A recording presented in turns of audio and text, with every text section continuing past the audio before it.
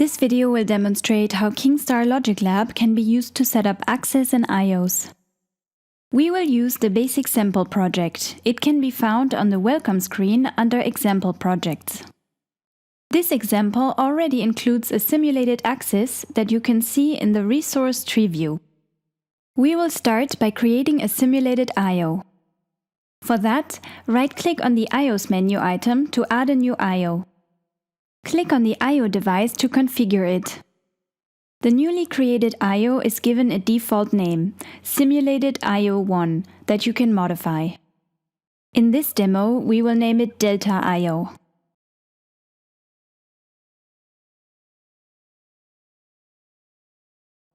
After clicking OK, you will be asked if the name should be applied to all occurrences in the program.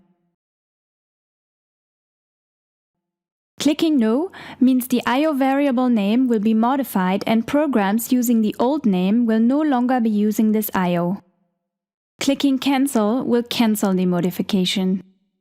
If you click Yes and have not yet saved the project, you will be prompted to save prior to applying the name change to all occurrences. Click OK on the notification dialog and then click Save Project. Now you can modify the IO name again and click Yes for the change to be applied to all occurrences. IOs have an index which starts from 0 by default. Modify the index according to your device cabling sequence. Information about the device is displayed in Device Details. When you are manually setting up a device, no information will be available. Device information is gathered when KINGSTAR scans for devices. Next, we will create input and output variables. The module input buffer length is set to 8 bits in this demo. Click Add to create a new input variable and give it a name. In this demo, the variable will be named sensor and the type will be set to byte.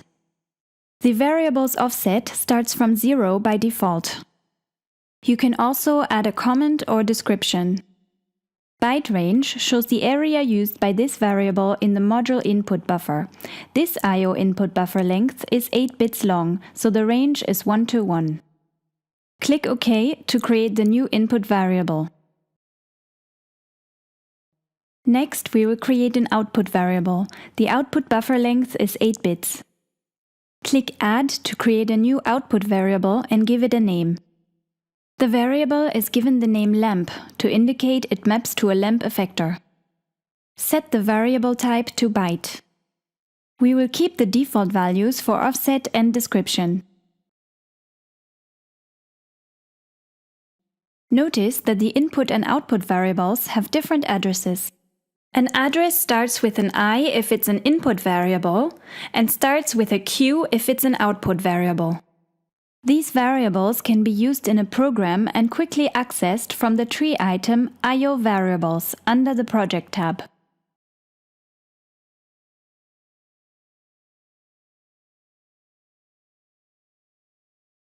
Next, we will show how to unassign a variable.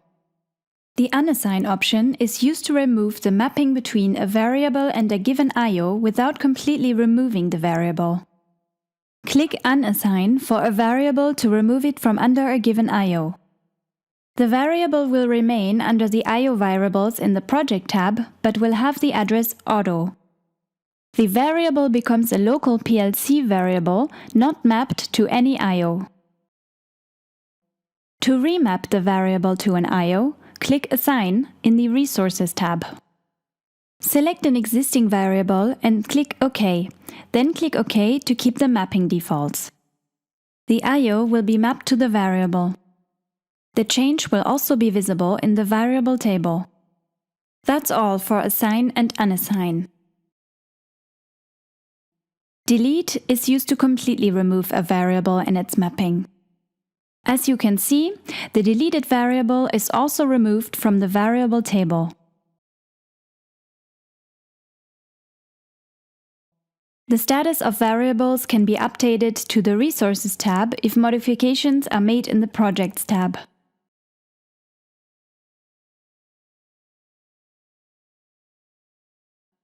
For example, if you delete a variable within the Projects tab,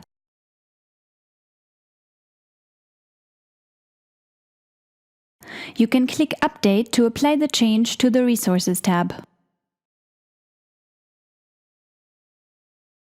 Thank you for watching this video. If you have any issues working with KINGSTAR, please contact us at support@kingstar.com.